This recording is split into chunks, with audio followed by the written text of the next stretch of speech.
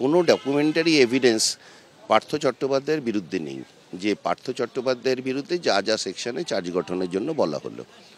সুতরাং প্রবীর, এবং এই জন্য আমরা বললাম যদি প্রবীর বন্দ্যোপাধ্যায়ের কাছে সব কিছু নলেজেও ছিল এবং একটা এক্সপার্ট কমিটি প্রবীর বন্দ্যোপাধ্যায় বলেছিল তৈরি হয়েছিল, তাতে প্রবীর বন্দ্যোপাধ্যায় ছিল, এসএসসির লোকরা ছিল, কিন্তু পার্থ চট্টোপাধ্যায় ছিল না। তার প্রবীর বন্দ্যোপাধ্যায়ের কাছে যখন সব নলেজ ছিল, তাহলে প্রবীর বন্দ্যোপাধ্যায়ের যখন যদি মনে হয়ে থাকে কোনো জিনিস খারাপ হচ্ছে বা ভুল হচ্ছে, উনি তো কোনো জায়গায় বলেননি।